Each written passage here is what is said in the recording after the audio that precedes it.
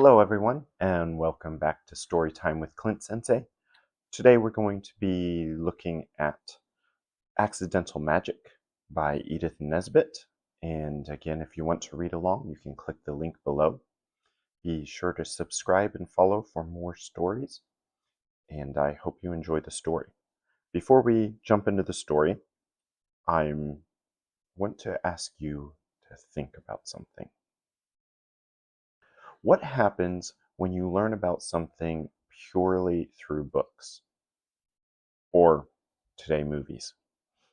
Books and movies, like ancient history or mystical lands. And then suddenly find yourself there. Let's see what happens in our story today. Pay close attention to how Quentin's knowledge from books shapes what he sees.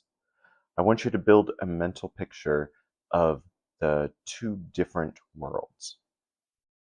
His quiet life surrounded by books, and then the ancient magical world that he stumbles into.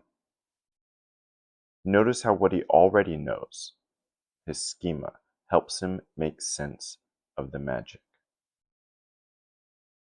And today we're going to be looking at sensory details in our story a little more closely and pointing out those details that help you create a visual image, a movie in your head.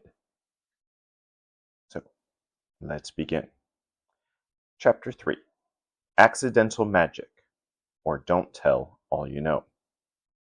Quentin de Ward was a rather nice little boy, but he had never been with other little boys, and that made him, in some ways, a little different from other little boys.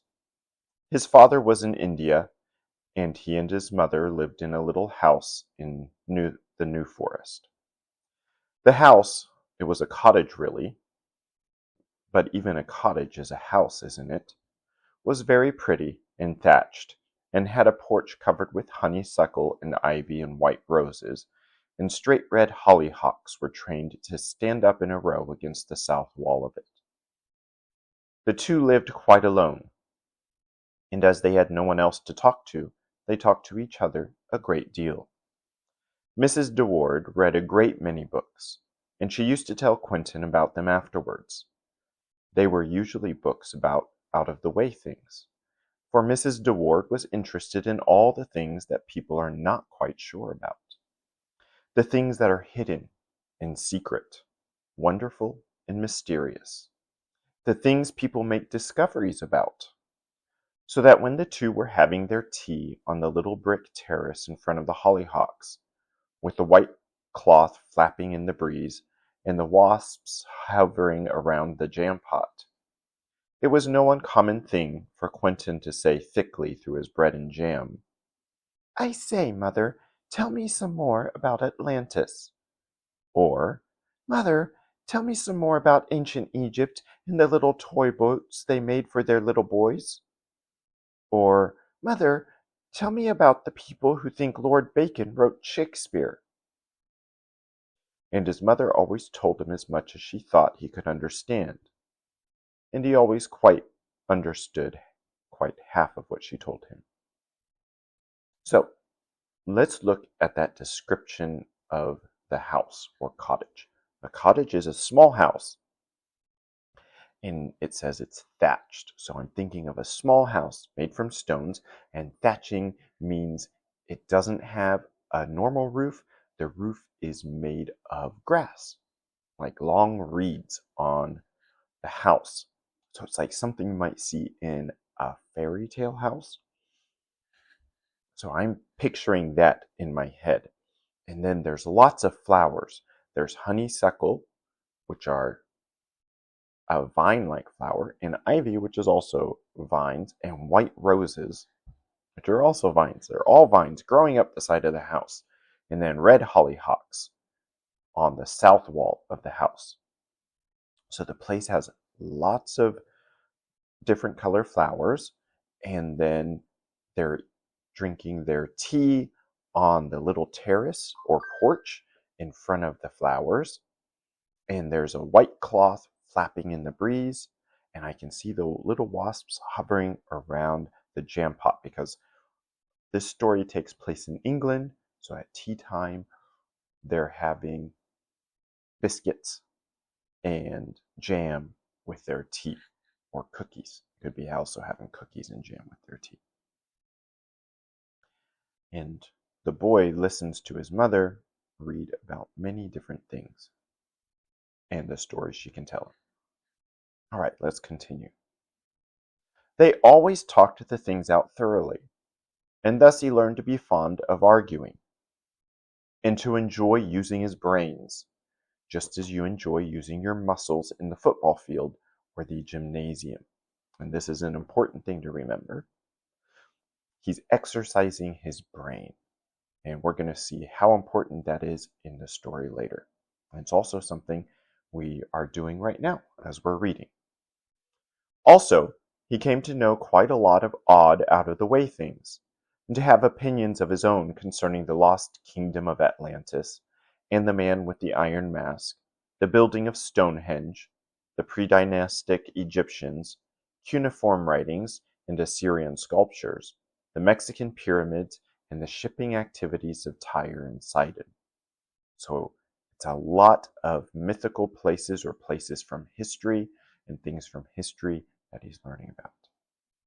Quentin did no regular lessons. That means he doesn't go to a normal school, just such as most boys have. But he read all sorts of books and made notes from them in a large and straggling handwriting.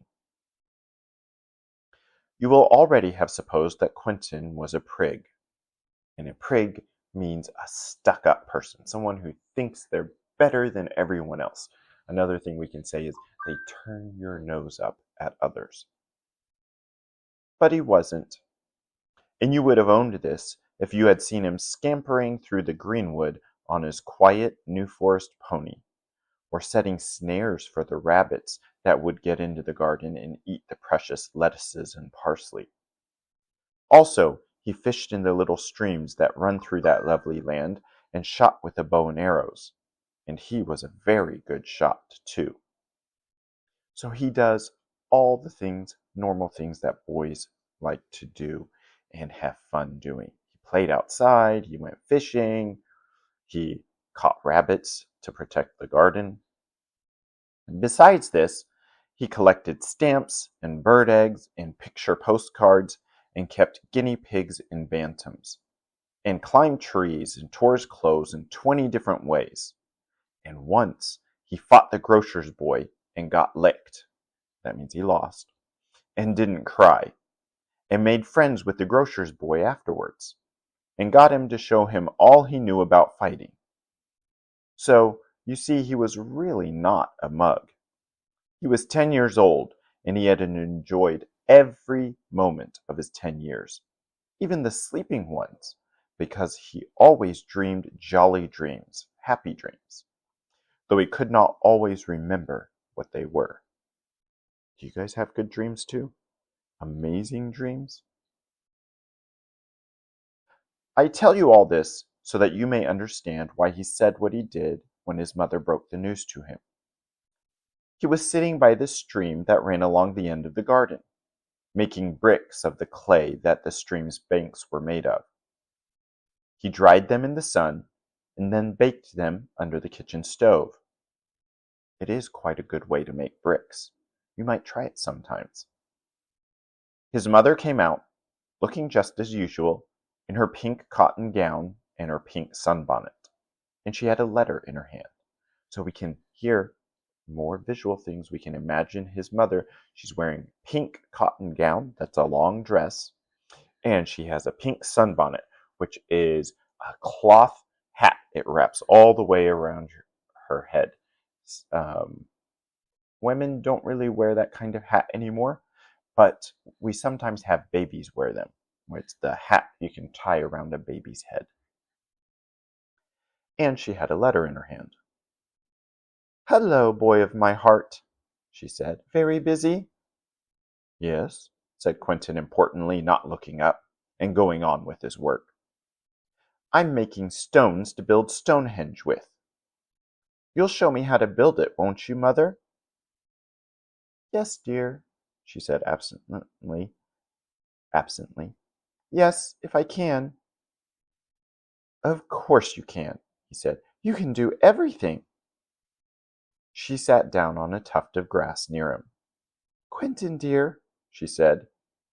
Something in her voice made him look up suddenly.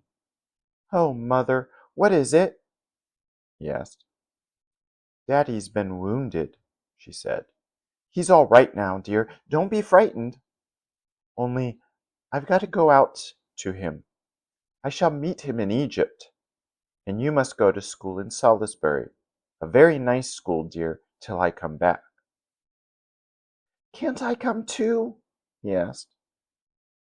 And when he understood that he could not, he went on with the bricks in silence, with his mouth shut very tight.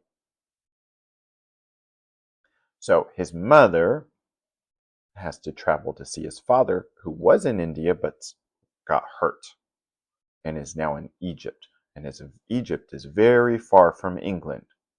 And when this story takes place, that would mean going by boat and by train. There were no airplanes at that time. So it took a long time to go there. And that's why Quentin cannot join his mother. After a moment, he said, Salisbury, then I shall see Stonehenge. And I'm going to put a picture here so you can look at it.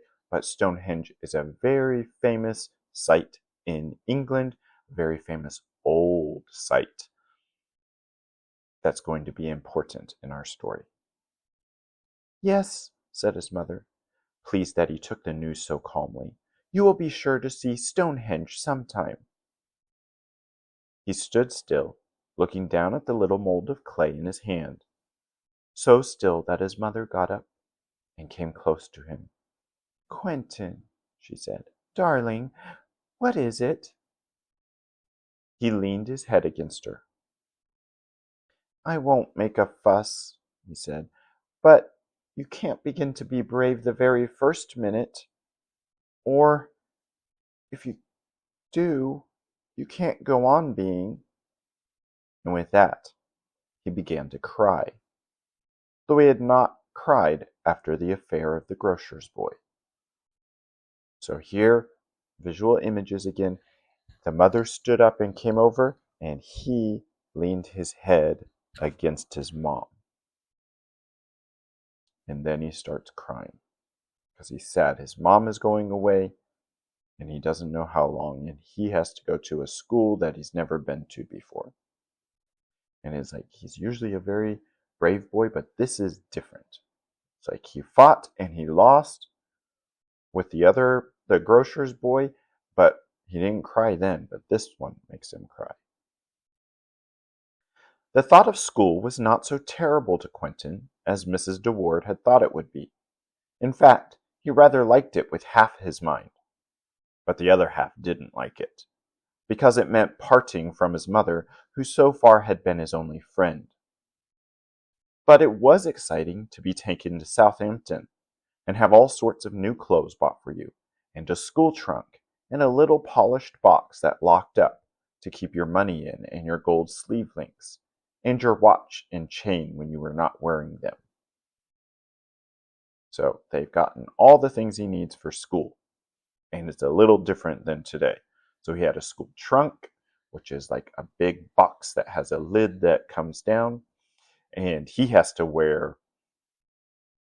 wears a pocket watch on a chain instead of a watch on a wrist. And he also has to use cufflinks, which hold your sleeves together at the end, and his are going to be made of gold. So it's a rather nice image there. Also, the journey to Salisbury was made in a motor car, which is what we call a car today, which was very exciting, of course, and rather took Quentin's mind off the parting with his mother, as she meant it should. And there was a very grand lunch at the White Hart Hotel at Salisbury. And then, very suddenly indeed, it was goodbye, goodbye, and the motor car snorted and hooted and throbbed and rushed away, and Mother was gone, and Quentin was at school. I believe it was quite a nice school. It was in a very nice house with a large quiet garden, and there were only about 20 boys. And the masters were kind, and the boys no worse than other boys of their age. But Quentin hated it from the very beginning. For when his mother had gone, the headmaster said, "School will be out in half an hour. Take a book, De Ward," and gave him Little Eric and His Friends, a mere baby book. It was too silly. He could not read it.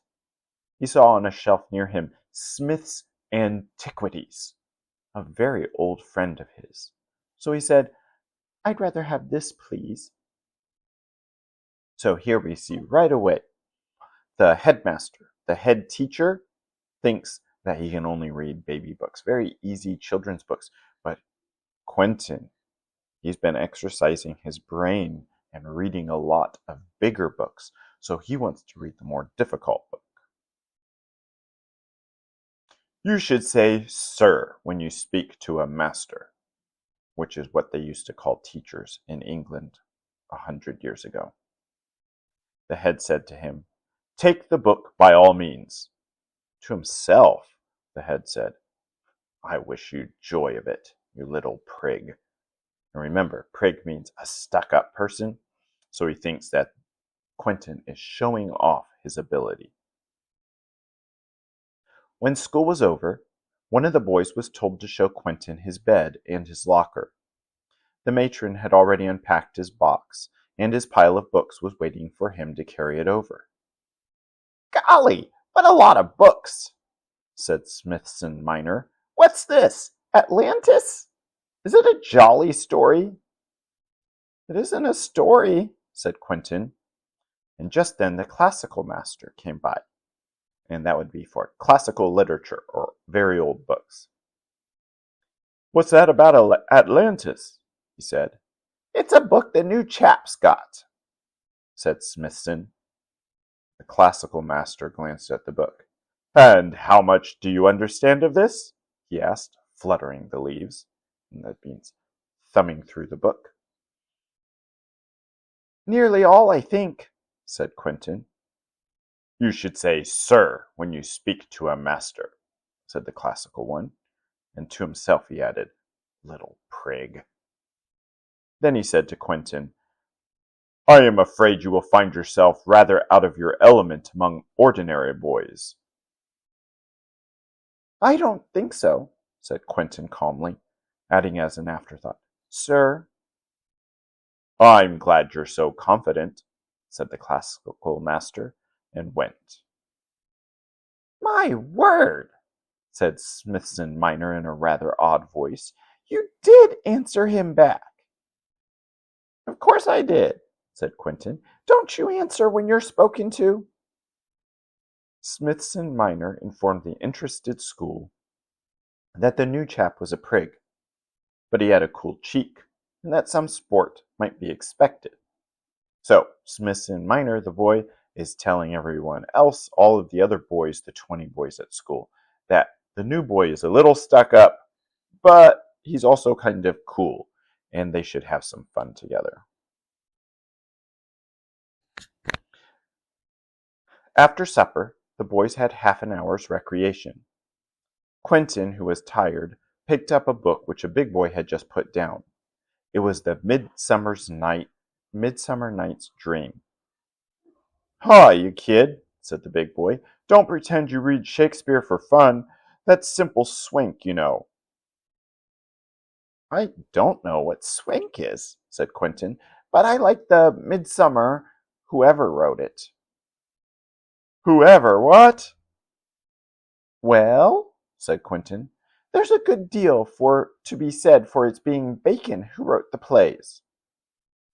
Of course, that settled it. From that moment, he was called not De Ward, which was strange enough, but Bacon.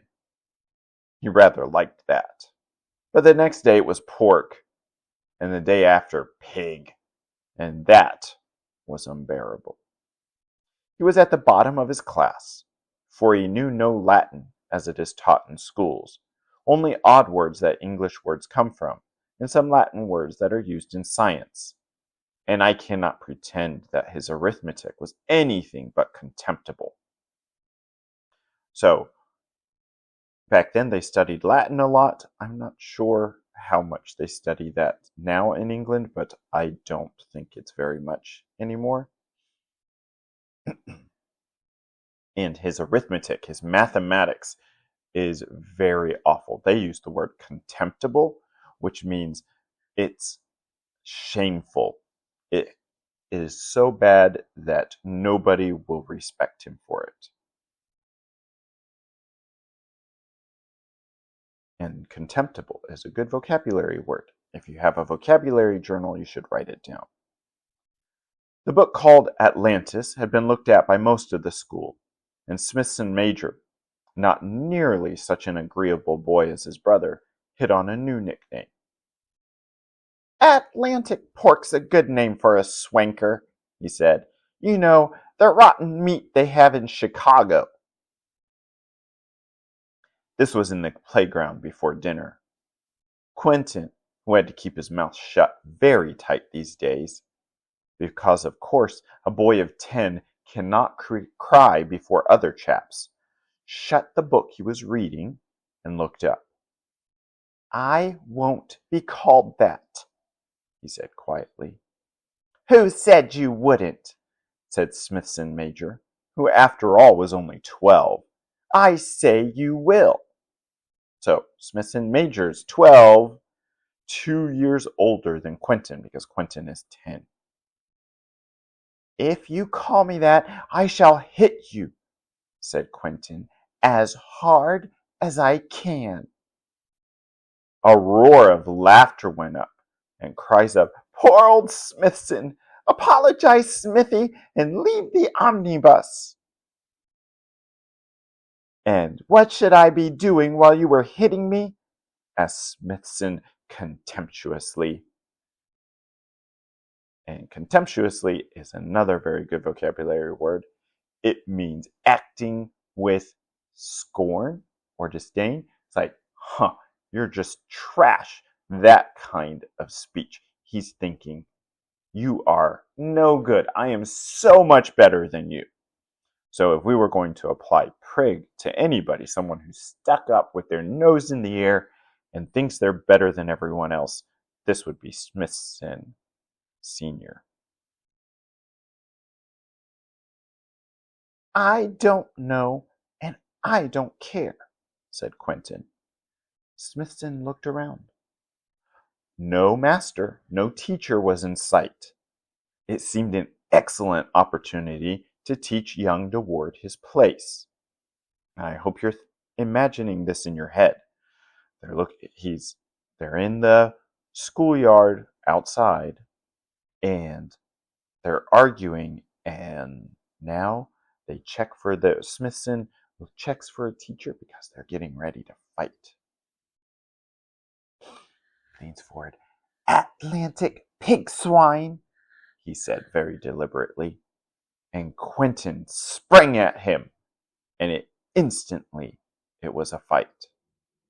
Now, Quentin, if you remember, had only once really fought before. Then it was the grocer's boy, and he had been beaten. But he had learned something since, and the chief conclusion he now drew from his memories of that fight was that he had not hit half hard enough, an opinion almost universal among those who have fought and not won. As the fist of Smithson Major described a half circle and hurt his ear very much, Quentin suddenly screwed himself up and hit out with his right hand straight, and with his whole weight behind the blow, as the grocer's boy had shown him. All his grief for his wounded father, his sorrow at the parting from his mother, all his hatred of his school, and his contempt for his schoolfellows went into that blow. It landed on the point of the chin of Smithson Major, who fell together like a heap of rags. Oh, said Quentin, gazing with interest at his hand. It hurt a good deal, but he looked at it with respect. I'm afraid I've hurt him. He had forgotten for a moment that he was in enemy's country, and so apparently had his enemies. Because remember, all the boys were standing around them, egging them on to get them to fight. And they were making fun of the ward before as well, Quentin as well. But now everybody forgot. They're like, oh, well done, Piggy! Bravo, youngin! Well hit, by Jove! Friendly hands thumped him on the back. Smithson Major was no popular hero. And that's most likely because he was a bully. People want to see a fight, but when the bullies lose, they're usually pretty happy. Quentin felt, as his schoolfellows would have put it, bucked. That means proud and happy. It is one thing to be called pig in enmity and derision, another to be called piggy, an affectionate diminutive, after all, to the chorus of admiring smacks. A pat on the back. So here we have two vocabulary words, enmity, and derision. Enmity is a strong feeling of hatred, or at least unfriendliness. You think the other person is an enemy. And derision is mean laughter and words that make fun of the person, thinking that the person is silly or stupid or worthless. And then they said an affectionate diminutive, which just means small words that show, or nicknames that show your feeling, usually in a good way. And here they're using piggy as a nice word for him. Pig is the one that's derision, the mocking word, and piggy is their affectionate nickname for him. Get up, Smithy, cried the ring. Want any more? It appeared that Smithy did not want any more. He lay not moving at all and very white. I say, the crowd's temper veered. You've killed him, I expect. I wouldn't like to be you, Bacon. So now, this crowd, their feelings change all up and down. First, they're making fun of Quentin. Then Quentin knocks him out with a straight punch to the chin. And then they're all proud of him, patting him on the back and calling him Piggy in a nice way. And then Smithy's lying cold and still on the ground. And they're like, oh no, you've killed him. And now their feelings are different. Pig, you notice, for aggravation. Piggy in enthusiastic applause. And in the moment of possible tragedy, the more formal Bacon. So they have 3 nicknames for him, and they use them in different ways. I haven't, said Quentin, very white himself. But if I have, he began by calling names. Smithson moved and grunted. A sigh of relief swept the ring as a breeze sweeps a cornfield. He's all right. A fair knockout. Piggy's got the use of him. Do Smithy good. The voices hushed suddenly. A master was on the scene, the classical master. Fighting, he said. The new boy? Who began it? I did, said Quentin, but he began with calling names. Sneak, murmured the entire school. And Quentin, who had seen no reason for not speaking the truth, perceived that one should not tell all one knows. and that once more he stood alone in the world.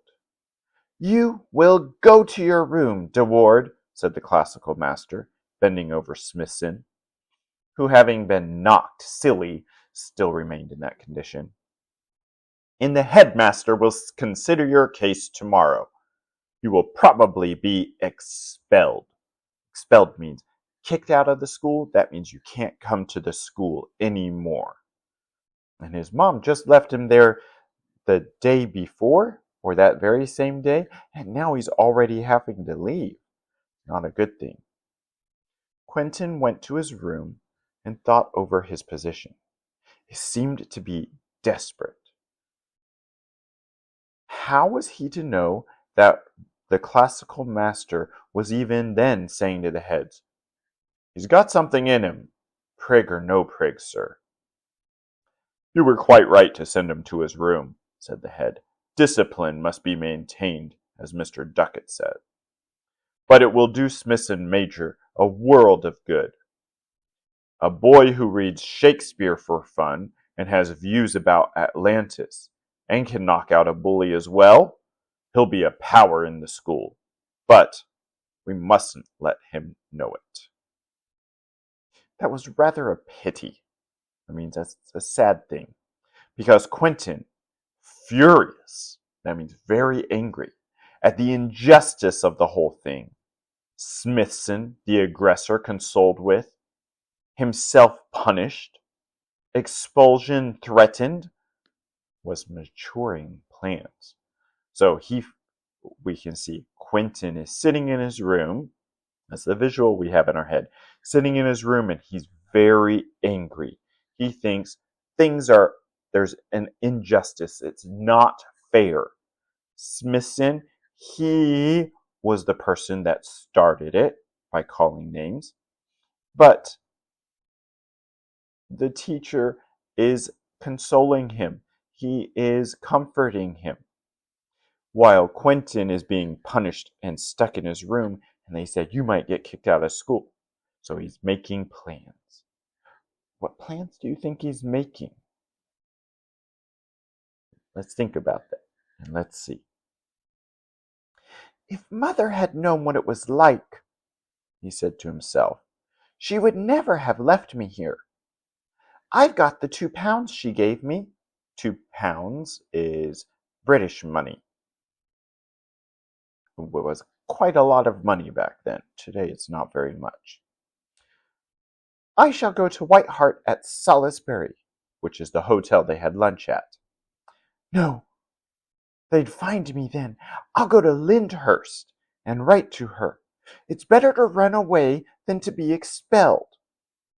Quentin Durward would never have waited to be expelled from anywhere." Of course, Quentin Durward was my hero's hero. It could not be otherwise, since his own name was so like that of the Scottish Guardsman. And Quentin Durward, they're saying, is a very famous hero from Scotland. He was a soldier, a famous, heroic soldier. And Quentin wants to be like him because their names are kind of like the same. They're kind of similar. Quentin de Ward is the boy's name, and Quentin Durward is the hero's name. Now, the school in Salisbury was a little school for little boys. Boys who were used to schools and took the rough with the smooth. But Quentin was not used to schools, and he had taken the rough very much to heart. So much that he did not mean to take any more of it. His dinner was brought up on a tray, bread and water. He put the bread in his pocket. Then, when he knew that everyone was at dinner in the long dining room at the back of the house, he just walked very quietly down the stairs, opened the side door, and marched out, down the garden path, and out at the tradesman's gate. He knew better than to shut either gate or door. He went quickly down the street, turned the first corner he came to so as to get out of sight of the school. He turned another corner, went through an archway, and found himself in an inn-yard. very quiet indeed. An inn is a hotel. Only a liver-colored lurcher dog wagged a sleepy tail on the hot flagstones. Quentin was just turning to go back through the arch, for there was no other way out of the yard, when he saw a big covered cart, whose horse wore a nose-bag and looked as if there was no hurry. The cart bore the name Miles Carrier Lyndhurst. Quentin knew all about lifts. He had often begged them and got them. Now there was no one to ask. But he felt he could very well explain later that he had wanted a lift much better than now. In fact, when he might be caught at any moment by someone from the school. So, again, this story is set in an old time. So he sees the horse pulling a very big covered wagon, and there's lots of boxes and bags in the covered wagon, and he is going to get inside. He climbed up by the shaft. There were boxes and packages of all sorts in the cart, and at the back, an empty crate with sacking over it. He got into the crate, pulled the sacking over himself, and settled down to eat his bread. Presently the carrier came out, and there was talk. Long, slow, drawn talk.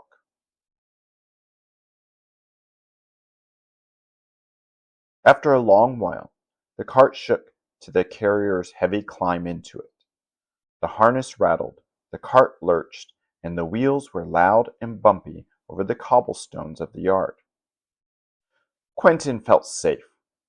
The glow of anger was still hot in him, and he was glad to think how they would look for him all over the town in vain. He lifted the sacking at one corner, so that he could look out between the canvas of the cart's back and side, and hoped to see the classical master distractedly looking for him. But the streets were very sleepy. Everyone in Salisbury was having dinner, or in the case of the affluent, lunch.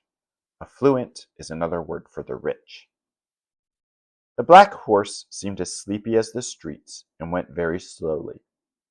Also, it stopped very often, and wherever there were parcels to leave, there were slow, long talkings to be exchanged. I think, perhaps, Quentin dozed a great deal under his sacks. At any rate, it was with a shock of surprise that he suddenly heard the carrier's voice saying, as the horse stopped with a jerk, "There's a crate for you, Mrs. Baddock, returned empty." And he knew that that crate was not empty, but full of boy. "I'll go and call Joe," said a voice. Mrs. Baddock's, Quentin supposed. And slow feet stumped away over stones. Mr. Miles leisurely untied the tail of the cart, ready to let the crate be taken out. Quentin spent a paralytic moment. What could he do? Paralytic comes from the word paralyzed, means he couldn't move. Quentin spent a frozen moment. What could he do? And then, luckily or unluckily, a reckless motor car tore past, and the black horse plunged, and Mr. Miles had to go to its head and talk pretty to it for a minute. And in that minute, Quentin lifted the sacking and looked out. It was low sunset, and the street was deserted. He stepped out of the crate, dropped to the ground, and slipped behind a stout and friendly water butt that seemed to offer protective shelter. Joe came, and the crate was taken down. "You haven't seen nothing of that there runaway boy by chance?" said a new voice. Joe's, no doubt. "What boy?" said Mr. Miles. "Run away from school, Salisbury," said Joy. "Telegrams, far and near, so they be. Little varmint." So back in the old days, They sent telegrams, which were very short, almost like a text message, but there were no telephone lines. So they would send messages through beeps, through Morse code, like beep, beep, beep, beep, beep, beep, beep, like that. And someone would listen to them at the other end and translate it into letters. And it was very short messages. But the school is looking for him, so they're sending these messages out on the wires. Because there's no telephones, no internet, so they can't contact people other ways. I ain't seen no boys no more'n ordinary, said Mr. Miles. Thick as flies they be, here, there, and everywhere. Drat 'em. 6pence, correct? So long, Joe. The cart rattled away. Joe and the crate blundered out of hearing, and Quentin looked cautiously round the water butt. This was an adventure, but he was cooler now than he had been at starting. His hot anger had died down. He would have been contented, he could not help feeling, with a less adventurous adventure. But he was in for it now, he felt, as I suppose people feel when they jump off cliffs with parachutes. That return was impossible. Hastily turning his school cap inside out, the only disguise he could think of, he emerged from the water butt seclusion and into the street, trying to look as if there was no reason why he should not be there. He did not know the village. It was not Lyndhurst, and of course asking the way was not to be thought of. There was a piece of sacking lying on the road. Must have dropped from the carrier's cart. He picked it up and put it over his shoulders. A deeper disguise, he said, and walked on. And we are going to pause our story there, and we will pick it up next Tuesday. But we see this story, the author is trying to give us a lot of visual images in the story so we can really imagine everything that's happening in the story.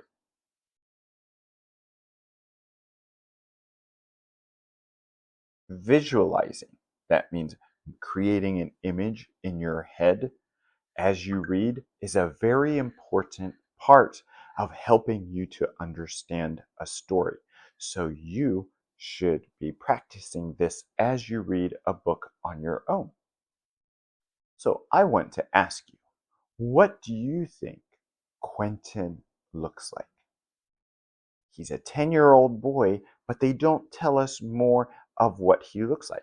So in your brain, what image have you created? Is he a tall 10-year-old? Is he short? Is he skinny? Is he fat? What color is his hair? What color are his eyes? Does he have freckles? Maybe even what color is his skin? What is your image? I'd like to know what you think. Until next time, subscribe for the next part of the story, and it will be on next Tuesday. We'll finish this story. Tomorrow is a different story. I'll see you next time. Goodbye.